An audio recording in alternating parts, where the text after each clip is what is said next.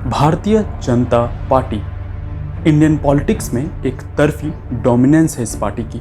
आज के टाइम में कोई भी पॉलिटिकल पार्टी इसके आसपास भी नहीं। मेंबरशिप के मामले में बीजेपी सिर्फ भारत की नहीं वर्ल्ड की सबसे बड़ी पार्टी है। इनसेन नंबर 18 करोड़ मेंबर्स जुड़े हुए हैं इस पार्टी से। भारत में पिछले 12 सालों से ये पार्टी पावर में है। मैं नरेंद्र दामोदर दास मोदी ईश्वर की शपथ लेता हूं कि और अभी करंट टाइम में इंडिया के 15 स्टेट्स में अकेले पावर होल्ड करती है। आखिर ये पार्टी इंडियंस की कौन सी नब्ज पकड़ी हुई है जो ये इंडियंस के दिल और दिमाग में घुसी हुई है। इस पार्टी ने उस लेवल के काम भी किए हैं या सिर्फ एक व्यक्ति के कंधे पे ये पूरी पार्टी चल रही है। आज के बीजेपी को समझने के लिए हमें ये समझना होगा कि इस पार्टी को किस कंडीशन में बनाया गया है। इस पार्टी की इनिशियल आइडियोलॉजी क्या रही है। जब राइट विंग को रिप्रेजेंट करने के लिए हिंदू महासभा था ही तो इस पार्टी को क्यों बनाया गया। देखिए, इंडिपेंडेंस से पहले की बात हो या इंडिपेंडेंस के बाद की, इंडिया में बहुत सी पॉलिटिकल पार्टी रही हैं जिनकी अलग अलग आइडियोलॉजी होती है और वो डिफरेंट रिलीजन और रीजनल इंटरेस्ट को रिप्रेजेंट करते हैं। अगर आज के टाइम में सबसे बड़ी पार्टी बीजेपी है तो इंडिपेंडेंस के टाइम में कांग्रेस हुआ करती थी और वहीं पे कुछ पार्टी ऐसी भी थी जो पार्टिकुलरली किसी कम्युनिटी के लिए बात करते थे, जैसे कि ऑल इंडिया मुस्लिम लीग जो मुस्लिम के इंटरेस्ट पे बात करती थी। और इसी पार्टी ने मुस्लिम्स के लिए एक अलग कंट्री का डिमांड किया जिस कारण से पार्टीशन हुई। और जो हिंदू कम्युनिटी के इंटरेस्ट पे बात कर रहे थे वो पार्टी थी हिंदू महासभा। और इस पार्टी की आइडियोलॉजी कुछ हद तक आज के बीजेपी में दिख जाएंगी। हिंदू महासभा, इस पार्टी की थिंकिंग ये थी कि भारत फंडामेंटली एक हिंदू नेशन है। यहाँ की हिस्ट्री, कल्चर, मेजॉरिटी सारा कुछ हिंदुज़म से जुड़ी हुई है। आज़ादी से पहले 1943 से 1946 तक इस पार्टी के प्रेसिडेंट होते हैं श्यामा प्रसाद मुखर्जी। लेकिन पार्टी के और भी लीडर्स के विचारों को लेकर इनके साथ मतभेद हो जाते हैं। श्यामा प्रसाद मुखर्जी का कहना था हिंदू महासभा को अपना दरवाजा सभी इंडियंस के लिए खुले रखने चाहिए, including non Hindus, to become a modern political party. लेकिन हिंदू महासभा इस चीज़ के लिए मना कर देती है। उनका मानना था ये ऑर्गेनाइजेशन हमेशा से हिंदू की रही है और आगे भी रहनी चाहिए। इसके बाद श्यामा प्रसाद मुखर्जी इस पार्टी से रिजाइन कर देते हैं और नेहरू जी की पहली कैबिनेट ज्वाइन कर लेते हैं 1947।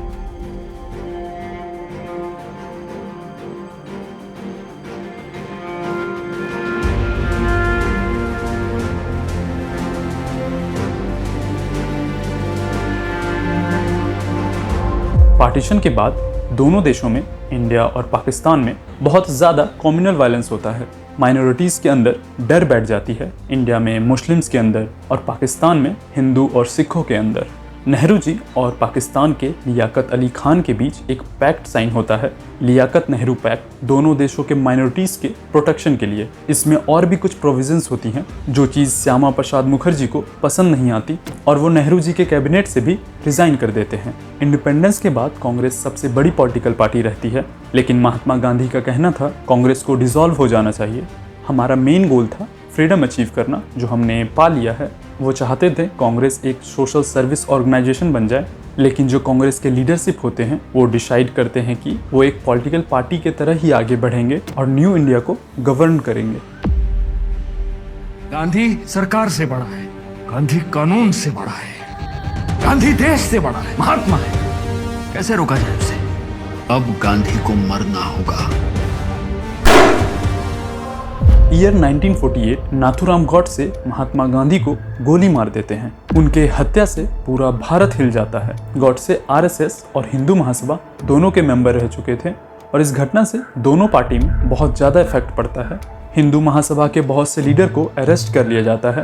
पार्टी बहुत ज़्यादा वॉलेटाइल हो जाती है। आरएसएस पे कुछ समय के लिए बैन लगा दिया जाता है। फिर जाके 1951 में आरएसएस ये जानती थी कि वो अपने विजन को, अपने आइडियोलॉजी को हिंदू महासभा के थ्रू तो अब आगे नहीं ले जा सकती थी। They need a clean start, a brand new party with a leader जिनके स्टेक्स हाई हो इंडियन पॉलिटिक्स में, जो कांग्रेस के अगेंस्ट लड़ सके। एक मॉडर्न राइट विंग पार्टी जो नेहरू के सोशलिज्म के अगेंस्ट खड़ी हो सके। नेहरू जी थोड़ा माइनॉरिटी को फेवर करते थे। उनका मानना था इंडिया फुल ऑफ डाइवर्सिटी है, देश में एक कल्चरल आइडेंटिटी थोप देना सही नहीं है। जब 1951 में इंडिया में पहली इलेक्शन होने वाली थी, ये तो क्लियर ही था कि पावर में कांग्रेस ही आएगी। लेकिन इलेक्शन से जस्ट 2-3 वीक पहले आरएसएस की बैकिंग से श्यामा प्रसाद मुखर्जी एक पार्टी स्टार्ट करते हैं, एक न्यू पार्टी स्टेब्लिश करते हैं, भारतीय जनसंघ। देखिए, भारतीय जनसंघ हो या आज की बीजेपी, इसको समझने के लिए पहले हमें आरएसएस यानी राष्ट्रीय स्वयं सेवा संघ को समझना होगा। ये ऑर्गेनाइजेशन को 1925 में बनाया गया था।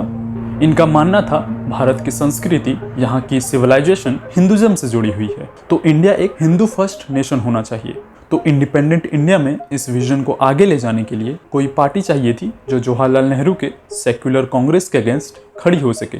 तभी श्यामा प्रसाद मुखर्जी के द्वारा ये पार्टी भारतीय जनसंघ बनाई जाती है, जो आरएसएस के विजन को इंडिपेंडेंट इंडिया में लेकर आगे बढ़ सके। इस पार्टी की मदर ऑर्गेनाइजेशन आरएसएस होती है और आज की बीजेपी की भी मदर ऑर्गेनाइजेशन आरएसएस ही है। अगर इस पार्टी की इनिशियल आइडियोलॉजी को थोड़ा डेप्थ में जाके समझें तो ये समझ आएगा कि ये पार्टी आज के टाइम में इतनी पॉपुलर क्यों हुई है। इस पार्टी के इलेक्शन मैनिफेस्टो में था 1 कंट्री 1 नेशन 1 कल्चर। वो कल्चर जो हिंदुइज्म से जुड़ा हुआ हो, हिंदुइज्म यानी हिंदू और हिंदू यानी मेजॉरिटी।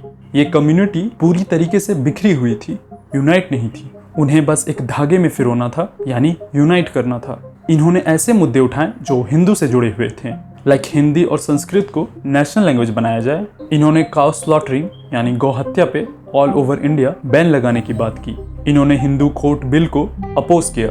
फॉरेन पॉलिसी भी बिल्कुल क्लियर थी, अखंड भारत की बात उठाई, एंटी पाकिस्तान, कश्मीर पूरा इंडिया का पार्ट है, आर्टिकल 370 को हटाया जाए, एक कंट्री में 2 कॉन्स्टिट्यूशन और 2 फ्लैग एक्सेप्ट नहीं करेंगे, एंटी चाइना, इजराइल को फेवर करते थे, वेस्ट के साथ थोड़ी अलाइनमेंट थी, जहां पे कांग्रेस सेपरेट पर्सनल लॉ की बात करती थी। ये party 1 law for all citizens UCC यानी यूनिफॉर्म सिविल कोड की बात करती है। रिगार्डलेस कि आपकी रिलीजन क्या है, आप किस जेंडर से बिलोंग करते हैं, पर्सनल लॉ सभी सिटीजन्स के लिए सेम होनी चाहिए। सोसाइटी के अलग अलग ग्रुप्स को एक जगह एक साथ लाने के लिए इन्होंने कुछ ऑर्गेनाइजेशन बनाए। भारत के यूथ स्टूडेंट्स को एक साथ करने के लिए अखिल भारतीय विद्यार्थी परिषद ABVP बनाया गया। मजदूर के लिए, इंडस्ट्रियल वर्कर के लिए भारतीय मजदूर संघ का स्थापना हुआ। वुमेन्स जो खुद में एक क्लास हैं, जिनकी खुद की बहुत सारी प्रॉब्लम्स हैं, उनके लिए एक ऑर्गेनाइजेशन बनाया गया। प्रेस, कुछ पब्लिकेशन जैसे the organiser pro Hindu tone में लिखने लगे, पार्टी की आइडियोलॉजी को सर्कुलेट करने लगे और ये चीज धीरे धीरे लोगों के साथ कनेक्ट करने लगी, पार्टी के हित में जाने लगी।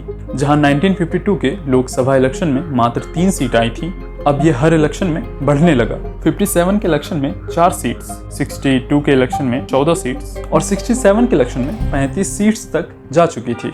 नॉर्थ इंडिया में ये पार्टी छा चुकी थी, कांग्रेस की डोमिनेंस धीरे धीरे बिखर रही थी और तभी एक स्लोगन बहुत फेमस होता है, गरीबी हटाओ, इंदिरा को लाओ।